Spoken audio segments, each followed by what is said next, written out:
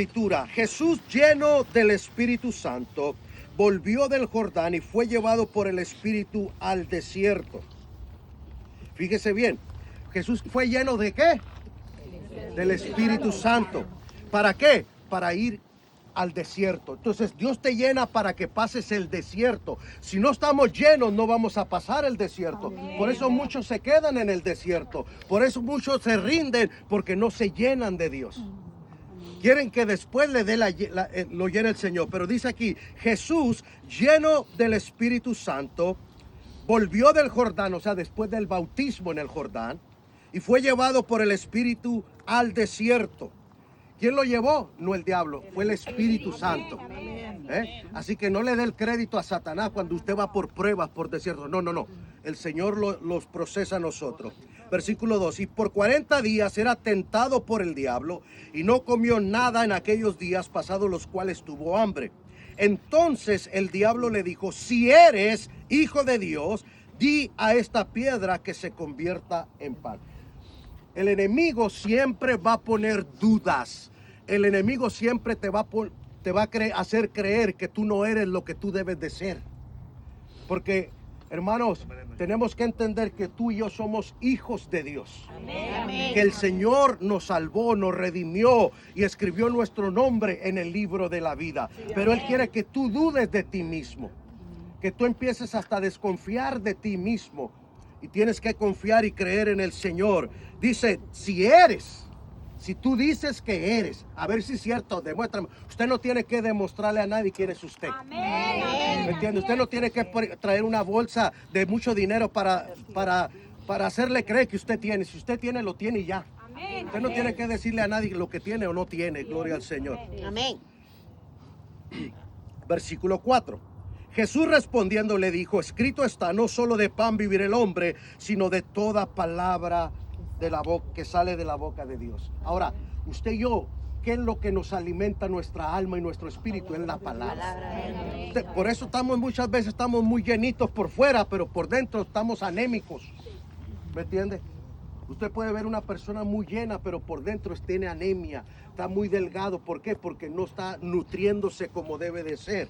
Entonces Jesús dijo, en el momento de la prueba, en el momento de la tentación, debemos de usar la palabra. Acuérdense, Pablo dijo que la espada es la espada del Espíritu, la palabra. De toda la armadura, la única arma para atacar es la espada. Es la palabra de Dios. Por eso es importante, Jesús le dice, no solo de pan, y le llevó el diablo a un alto monte y le mostró en un momento todos los reinos de la tierra.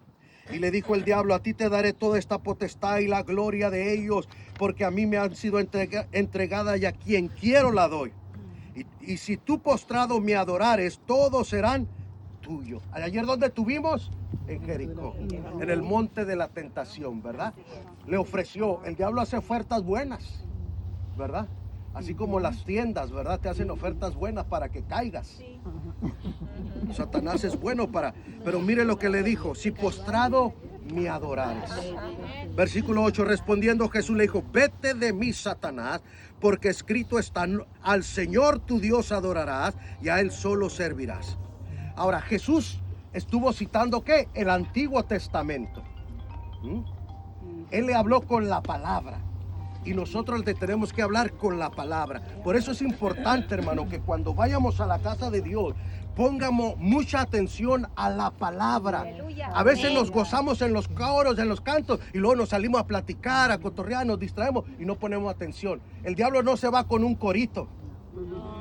Los demonios no se asustan con un corito. Pero cuando tú estás firme en la palabra, anclado en la palabra, el enemigo se tiene que ir. Amén. Y le llevó a Jerusalén y le puso sobre el pináculo del templo y le dijo, si eres hijo de Dios, vuelve otra vez a hacerte dudar de tu identidad. El problema es que muchos creyentes no se identifican con Cristo. Se identifican con la denominación, se identifican con la raza. Ahora unos que son binarios, otros que son... La gente no tiene identidad. El enemigo le hace creer a la gente que no tienen identidad. Tú tienes que reconocer siempre que tú eres un hijo de Dios. Amén. Como Gloria a David, tú Dios. vienes con láncika, pero yo vengo en el nombre del Amén. Señor. Gloria a Dios. Yo sé quién soy. No tengo que demostrarte nada a ti, gloria al Señor. Porque escrito está, sus ángeles mandará que acerca de ti, que te guarden en todos tus caminos y en tus manos te sostendrán. Versículo 12, respondiendo Jesús le dijo, dicho está, no tentarás al Señor tu Dios. Y cuando el diablo hubo acabado con toda tentación, se apartó de él por un tiempo. Ahora, fíjese bien, en el versículo 1 dice, Jesús fue lleno del Espíritu y llevado al desierto. Mire la diferencia. Versículo 14, y Jesús volvió en el poder del Espíritu a Galilea. Amén. Una cosa es ser lleno y otra cosa es tener poder. Amén. Hay gente que está llena, pero no tienen poder.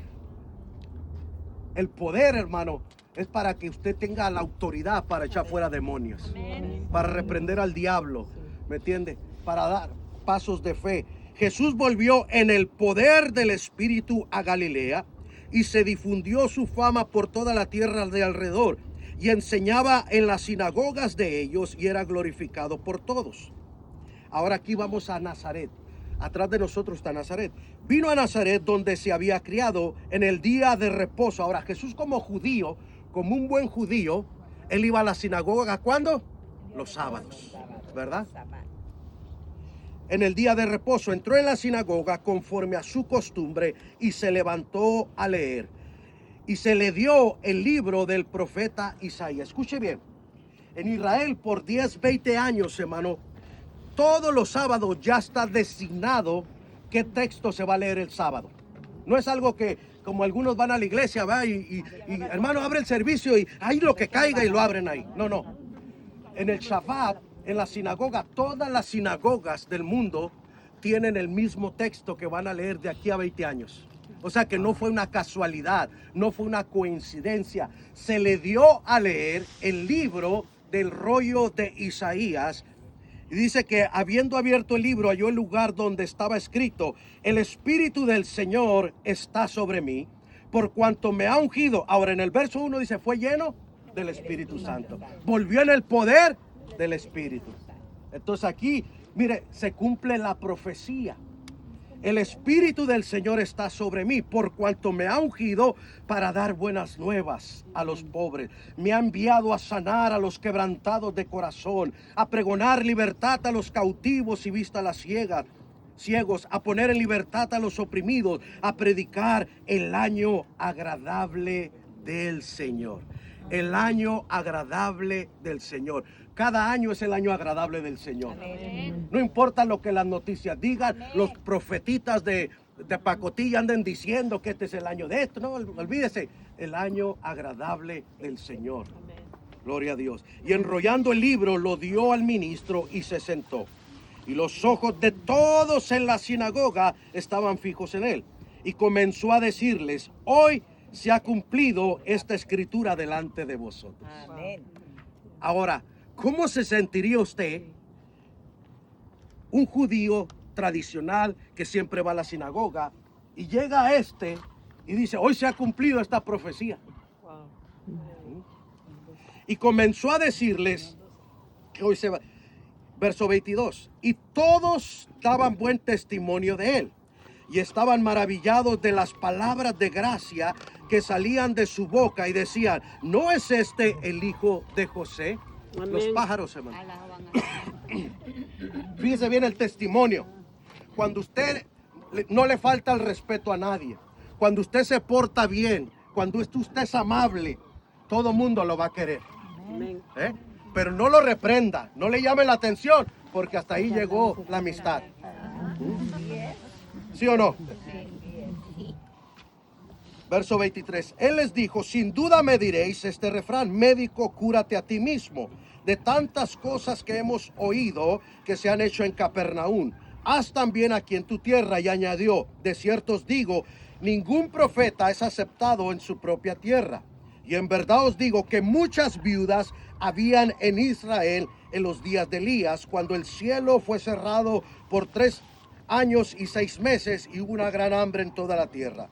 pero a ninguna de ellas fue enviado Elías, sino a una mujer viuda de Sarepta de Sidón. Y muchos leprosos habían en Israel en tiempo del profeta Eliseo, pero ninguno de ellos fue limpiado, sino Naamán el sirio. Al oír estas cosas, todos daban buen testimonio, todos se maravillaban, todos decían, qué hombre tan tremendo es este. Pero mire aquí cómo cambiaron.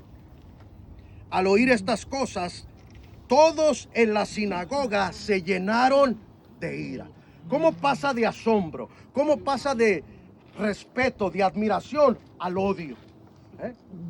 Como muchos matrimonios, del amor al odio, ¿verdad? Se aman y mañana se odian. Cuando se casan, al siguiente día, ¿cómo? ¿Cómo amaneciste? Pero cuando pasa el tiempo, ¿cómo? ¿Amaneciste?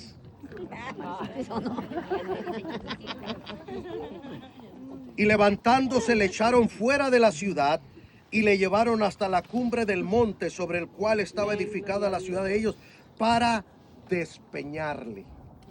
Ahora, este es el sitio tradicional, ¿verdad?